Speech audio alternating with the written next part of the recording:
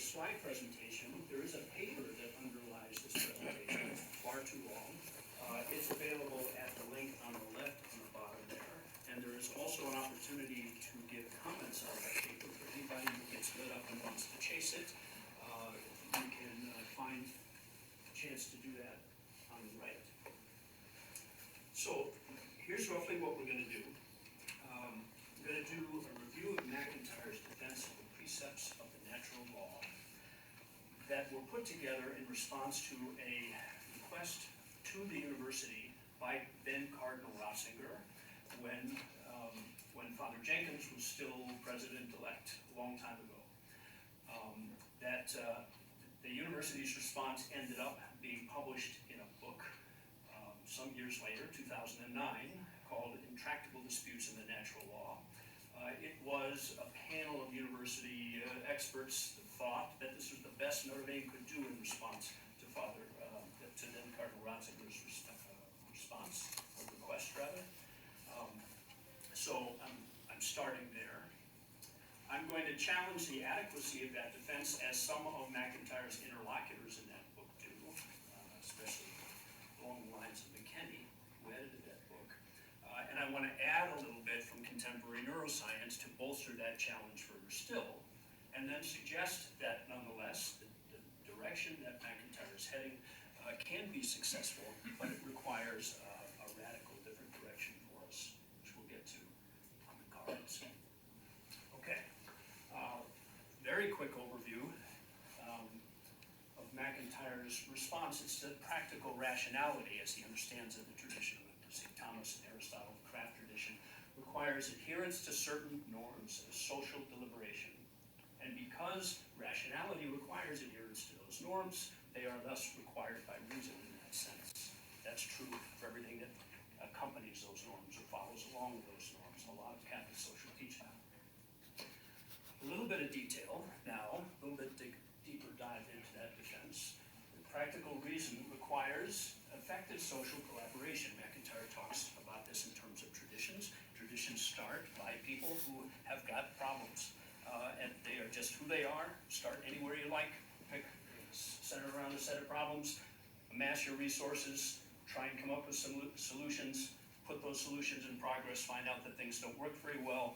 Come up with some more resources, more solutions, etc. And off grows a tradition. Effective social deliberation is written right into that process. You can't do that by yourself. But that process will drive you eventually to the consideration of the most difficult of human questions. What are the human goods? How are they rank ordered? How do we balance them? How does all that work out in response to these challenges that have brought us together in this tradition? And the bottom line here is that you cannot actually engage in that kind of deliberation necessary for reason to play itself out in the practical world. You can't engage in that with people who want to kill you, or people who will take your property, or people who will cut you out of the deliberative process because they damage your reputation, or they misinform you because they lied to you. And this is true. It's right there on the surface, and it applies to everybody. It's universal. It's unconditional. You don't have to earn it. I won't kill you if. I won't do this unless. No, it's got to be just flat out unconditional at the very foundation of the rational process. It's the same for all, and you can see it right there. This is what I think McIntyre means by immediate. You don't need much more argument than that. Okay? So these norms are identical. McIntyre argues at some length with St. Thomas's account of the precepts of natural law. So practical reason requires observing these precepts. And that's true for all the things that come along with that. You can already see, if you just peer into the words and the content and the form lines there, it begins to sound like it's respect for human dignity, respect for sanctity of human life, but all that has to be done more carefully.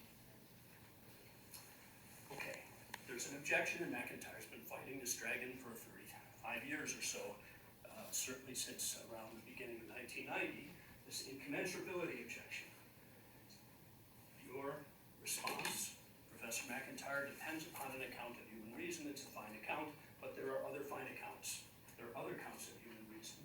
And there are no neutral grounds to appeal to if you put those whole systems of thought and practice with rival accounts of reason and truth and all sorts of other things written into them There is no neutral ground. Everything you think is in here. There is nothing else to appeal to.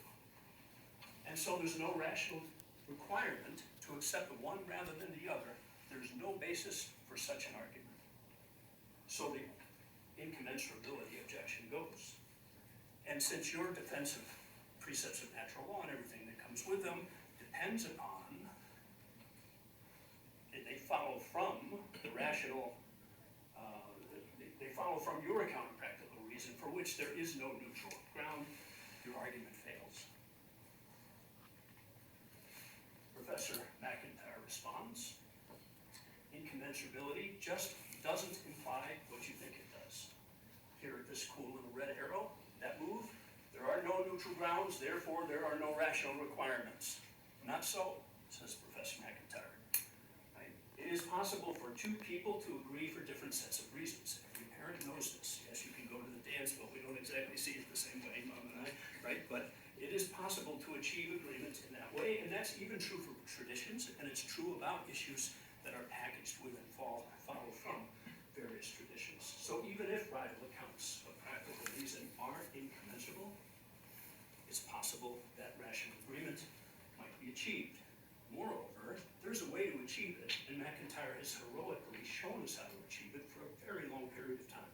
Spent an enormous part of his career showing us how one tradition might see into, achieve second first language competency with, in fact, you can do that in pairs of traditions, and when that happens, it may turn out there's an asymmetry between these traditions. One tradition can solve its problems, or looks like it can, and the other one can be shown that the troubles you're having solving your problems are quite predictable, right? They're going to show those, you're going to have those problems, and you're going to keep failing, and here's why. And so perhaps seeing yourself from the perspective of another tradition, you might be able to resolve tensions, even though the person who hears this account and receives this account and changes his or her mind has a different mind than the person who is persuading him or her. So they've persuaded, they're converted for different sets of reasons.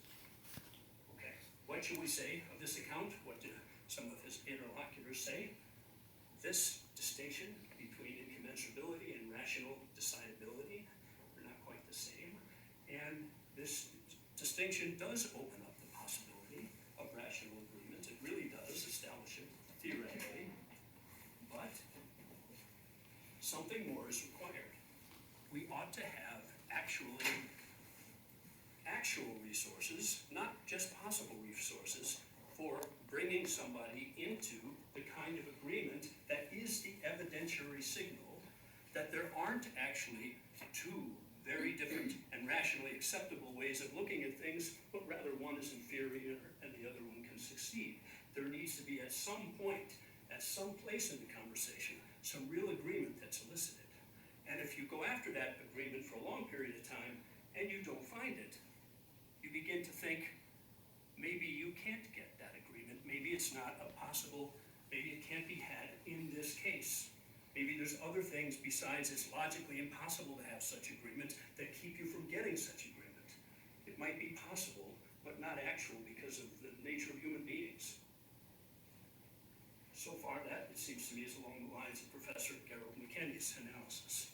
So we have, in effect, a practical relativism that remains unless we have the kind of agreement we're looking for, but we don't.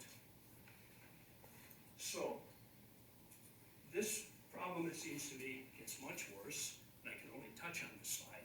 If you, from a contemporary point of view, you listen to contemporary neuroscience and you find out how our brains work, right? Our brains are predictive machines.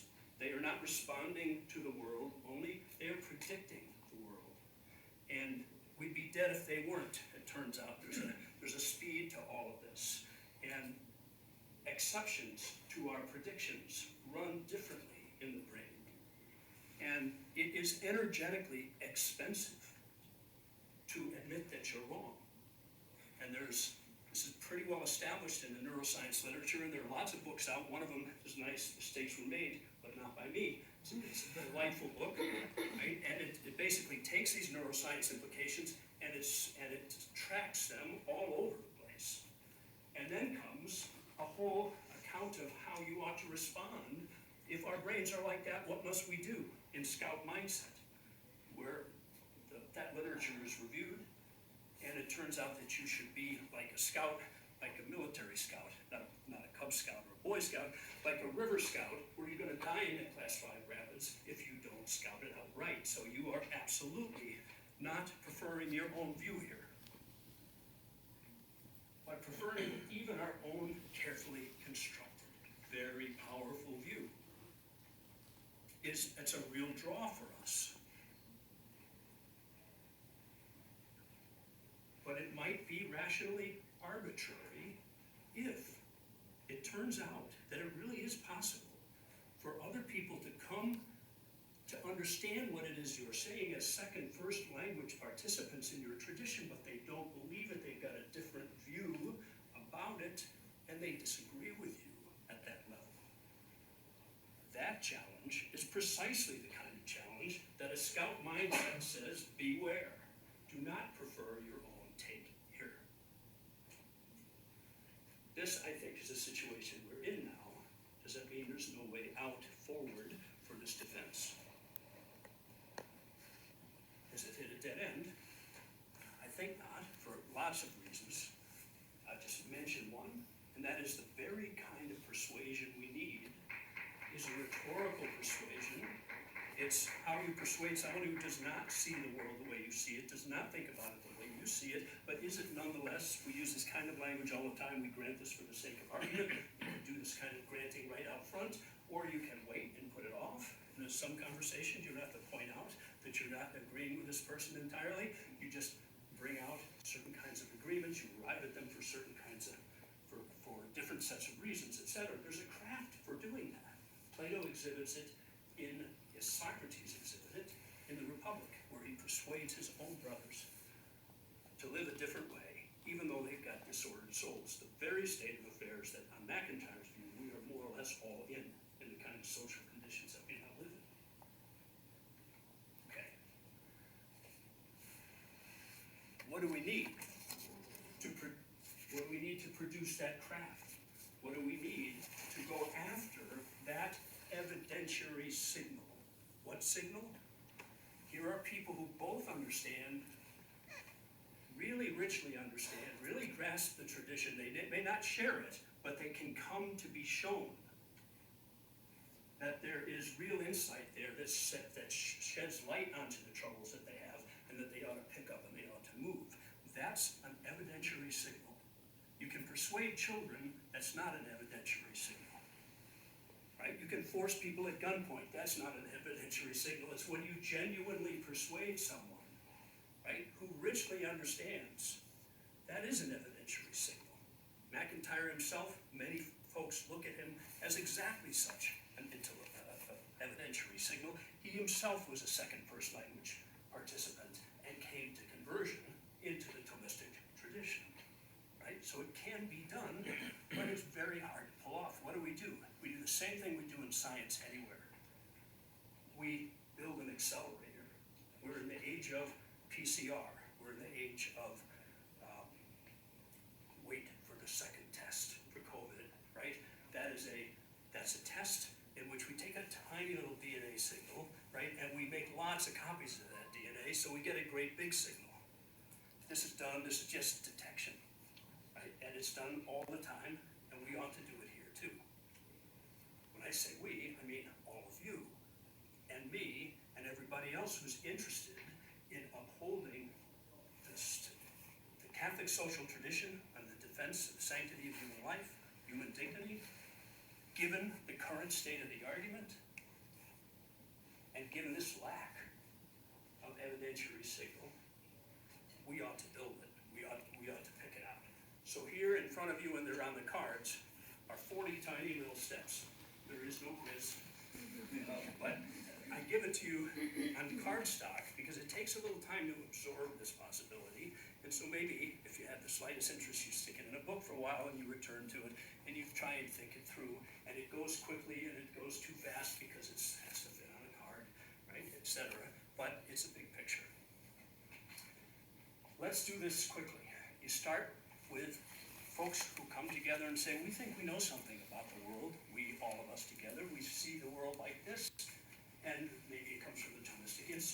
imagine folks putting together, right, an account of reality and saying, let's start here. We're willing to say this about the world. Lay out your problem, resource, solution, triplet history.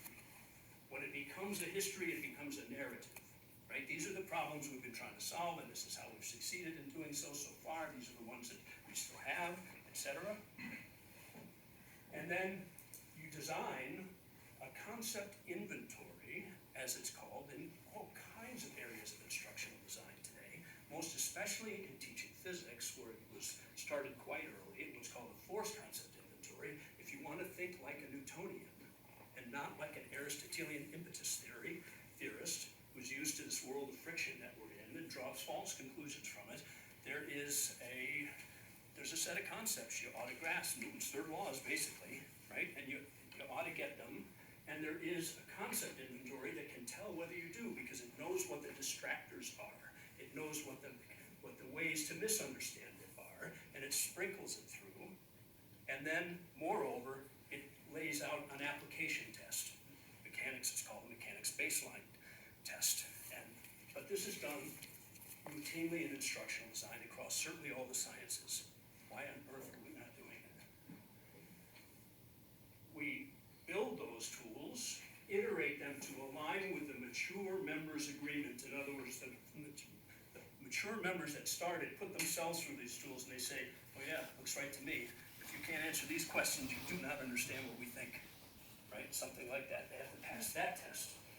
And then you run other people through it, and you start with your easiest targets. If you can't run that person through it, if you can't convert this person, you can't convert anybody, right? Something like that. So you start with your easiest targets, you work it through, and then you start to put some harder targets in. And you see whether, in fact, then you systematically design a curriculum. You backward design the curriculum. Again, instructional design 101, you backward design it precisely so that people come through, end up being able to pass these tests. If you get the test right, and the tests aren't everything, you don't just teach to the test, it's not about the test, but you align the test with everything else you know, right? So those tests end up being a pretty darn good indicator, and then you teach to it and you build a curriculum for it, okay? You do that once, and then you do it again, and now you've got a couple of traditions. Only you can say with some measurable confidence who's in the tradition, right? And then what they think when they're brought into contact. That's the second part. All this is in the pilot phase. If we have a minute left, two. We interact them, okay? Let me just jump to this. Let me jump to here the verdicts. You bring people into contact, you talk all this stuff out. You don't proceed until everybody's ready to proceed. You do it carefully, you do it systematically. And then you hear what people think about these traditions, both of them from their two different sets of reasons. But first, simply, am I getting you right? Am I hearing you right? Am I describing what you actually think, why you think it, the resources you have for thinking it, etc.? You do that hard work. Do it once, do it twice, then say what you think about it. Are you persuaded? Right? They, after all, have something to say about you. Right? There's two different perspectives here. Are you moved? Are you not? If you're not, why are you not? If you are, why are you? You write that all up. You exchange, learn from one another on that point, and then come out and you certify the state of the question. Maybe we have intractable disagreements still, right? Boom, now we know what we mean by intractable, right? It's not like nobody's tried. Or maybe they're settled.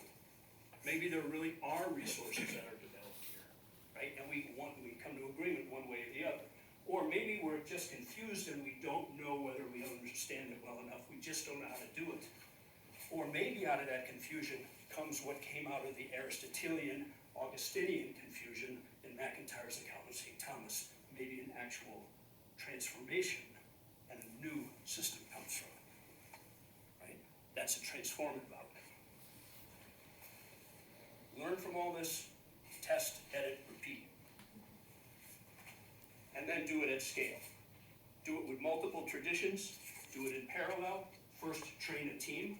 If you're interested in this sort of thing, there's the link to my comments section, and if you want to actually read the paper and actually comment on it, there's an opportunity to do that in a funded, collaborative sort of way. At least there is an opportunity that I'm going to act on by December 4th, if anyone's interested. Do it this way, and then promulgate the results, and this takes us in a very interesting direction into what should the social media world look like for communities. Everybody knows that communities need some kind of response to the social media flying around them. What should that response look like? There are people who are working this problem, and they have prototypes. Okay, that's it. Thanks.